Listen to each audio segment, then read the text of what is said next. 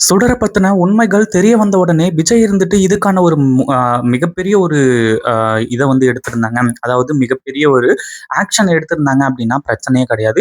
ஈஸியா அடுத்தடுத்து எல்லாமே நல்லபடியா நடந்திருக்கும். அதுவும் இல்லாம ஈஸியா வந்து இந்த சுடர தூக்கி வெளிய வீசியிருக்கலாம். ஆனா இப்ப என்னாச்சு, கடைசியில சுடரோட உண்மையான சுயரூபத்த எல்லாத்தையுமே கண்டுபிடிக்கணும். சுடருக்கு பின்னாடி யாரெல்லாம் இருக்காங்க அப்படின்றத கண்டுபிடிக்கணும்னு நெனச்சாங்க.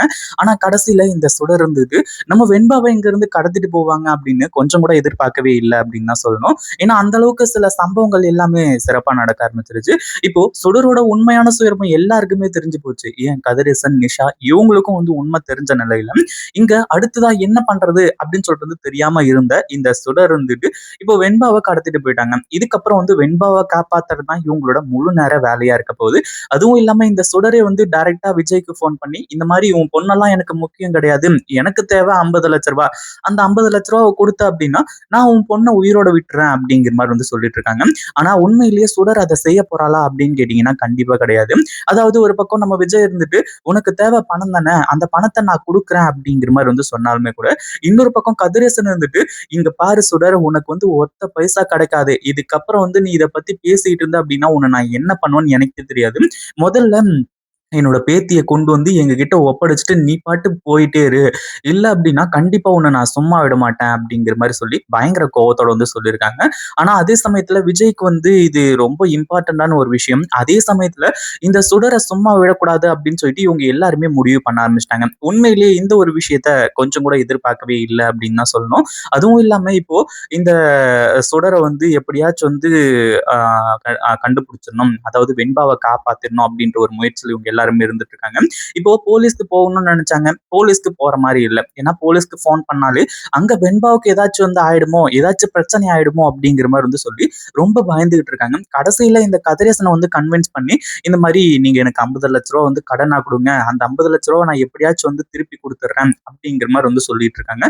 ஆனா கதிரேசன் சொல்லக்கூடிய விஷயம், இங்க பாரு மாப்பிள்ள, எனக்கு வந்து இந்த 50,00,000 1,00,00,000 இப்படிங்கிறதெல்லாம் எனக்கு மேட்டரே கிடையாது. அதே மாதிரி வெண்பாவை காப்பாத்துறதுக்காக நீங்க எவ்வளவு பணம் வேணும்னு கேளுங்க, கொடுக்குறேன். அதுல எந்த ஒரு சந்தேகமும் கிடையாது. ஆனா அந்த சுடரை மட்டும் நம்ம சும்மா விடக்கூடாது மாப்பிள்ள அப்படிங்கிற மாதிரி வந்து சொல்லியிருக்காங்க. ஒரு பக்கம் நம்ம விஜய் வந்து பணத்தை கொண்டு போய் கொடுக்கறதுக்கு தயாராக ஆரம்பிச்சிட்டாங்க. ஆனா சுடரோட முக்கியமான நோக்கம் என்ன அப்படின்னு பாத்தீங்கன்னா, ஒரு பக்கம் 50,00,000 வாங்கிக்கணும், அதே மாதிரி வெண்பாவோட கதையையும் முடிக்கணும் அப்படிங்கிறதுக்காக தான். ஏன்னா அந்த குடும்பத்துல யாருமே சந்தோஷமா இருக்கக்கூடாது. ஏற்கனவே வந்து நம்ம மல்லியை மட்டும் உயிரோட வச்சுக்கிட்டு மத்த எல்லாரையுமே போட்டு தள்ளிட்டு அந்த ஒரு பழிய தூக்கி மல்லி மேல போடணும், அதுக்கப்புறம் இந்த சொத்து எல்லாத்தையுமே ஆட்டே போடணும்னு நினைச்சா, ஆனா அந்த ஒரு எல்லாத்துக்குமே வந்து இடைஞ்சலா இருக்கிறது, தடையா இருந்தது வெண்பா தான். ஏன்னா வெண்பாவால தான் விஜய்க்கு உண்மைகள் எல்லாமே தெரிய வந்துச்சு. அதனால வந்து இந்த சுடர் இருந்துட்டு வெண்பா மேல செம்ம கோவத்துல இருந்துட்டு இருக்காங்க. அதுவும் இல்லாம பணம் எந்த ஒரு நிமிஷம் தான் கையில கிடைக்குதோ அந்த ஒரு நிமிஷமே இந்த வெண்பாவோட கதையை முடிச்சிடணும் அப்படின்னு சொல்லிட்டு அவ ஒரு பக்கம் பிளான் பண்ணி வச்சிருந்தான். ஒரு பக்கம் நம்ம விஜய் இருந்துட்டு அந்த பணத்தை கொடுத்துட்டு வெண்பாவை வாங்கிட்டு வரலாம், கூட்டிட்டு வரலாம் அப்படிங்கிற மாதிரி நினைக்கிறாங்க. பட் இருந்தாலும் இந்த சுடர் வந்து இவ்வளவு பெரிய பிளான் பண்ணி வச்சிருக்கா அப்படிங்கிற ஒரு விஷயம் இங்க நம்ம விஜய்க்கோ மல்லிக்கோ யாருக்குமே தெரிய போறது கிடையாது.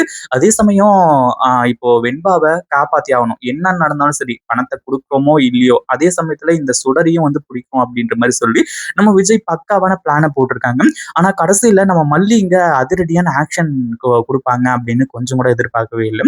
ஏன்னா மல்லிக்கு வந்து ஒரு சில விஷயங்கள்லாம் நிறைய தெரியும். அதாவது விஜய்க்கு தெரியாதது கூட நிறைய வந்து தெரியும். இந்த ரகு, அடுத்ததா வந்து இந்த சுடர், இவங்க 2 பேரும் அடிக்கடி எங்க மீட் பண்ணுவாங்க இப்படின்ற பல விஷயம் தெரியும்.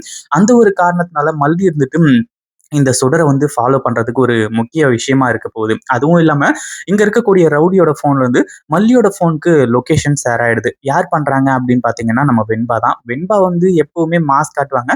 இந்த ஒரு விஷயத்துல இந்த ஒரு முறையும் வந்து மாஸ் காட்டிட்டாங்க அப்படின்னா உண்மையிலேயே வேற லெவல்ல இருக்கும். அதே மாதிரிதான் இப்போ நம்ம மல்லியும் அங்க மாஸ் என்ட்ரி கொடுக்குறாங்க. என்ன ஒண்ணு, இந்த சுடரை இப்போ கையும் களுமா பிடிக்கிறது தான் உண்மையிலேயே மிகப்பெரிய எல்லாருக்குமே சந்தோஷமான ஒரு விஷயமாவே இருக்க போகுது. ஏன்னா இவ்வளவு நாள் இந்த குடும்பத்துல பூந்து நிறைய கொட்டைய குழப்பிருக்கா. நம்ம விஜய், மல்லி, வெண்பா இவங்க எல்லாருமே முன்னாடியே வந்து ஒண்ணு சேர்ந்து ரொம்ப சந்தோஷமா இருந்திருப்பாங்க. ஆனா அதுக்கு இடைஞ்சலா இருந்தது இந்த சுடர் தான். அவ வந்ததுனாலதான் இங்க அவ்வளவு பெரிய பிரச்சனைகளும் நடந்துச்சு. ஆனா அதே சமயத்துல வந்து இப்போ எல்லாத்தையுமே சரி கட்ட போறாங்க. ஒரு பக்கம் வெண்பாவையும் காப்பாத்த போறாங்க.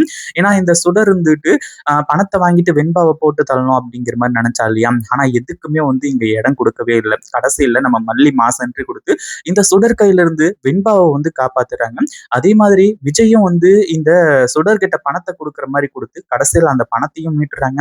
அதே மாதிரி இந்த சுடரையும் கையும் களவுமா புடிக்க ஆரம்பிச்சுறாங்க. அதுவும் போலீஸ்லாம் மாஸ் என்ட்ரி குடுத்து, இன்னும் பயங்கரமான சீனே வேற மாரி வந்து போக ஆரம்பிச்சுருது. சுடர் இந்த ஒரு விஷயத்த கொஞ்சம் கூட எதிர்பார்க்கவே இல்ல. முதல்ல இந்த வீட்டுக்குள்ள நுழைஞ்சதுக்கான காரணம் வேற. அதே மாதிரி ரூ. 50,00,000 திருடுனாங்க. அப்பவே இந்த ரகு கிட்ட இருந்து அந்த 50,00,000த்துல பாதியா வந்து 25,00,000 வாங்கிட்டு இவ பாட்டுக்கு எஸ்கேப் ஆயி போயிருந்தா அப்படின்னா, இவ்ளோ பிரச்சனைகள் தேவையில்ல. இவ ஜெயிலுக்கு போக வேண்டிய அவசியமும் இல்லாம இருந்திருக்கும். ஆனா இப்போ இவளோட சுயரூபம் எல்லாமே வெளிய வந்து, கடைசியில போலீஸ் அவள புடிச்சு, அடுத்ததா ரகுவையும் புடிச்சு ஜெயில்ல போடும்படி ஆயிடுச்சு.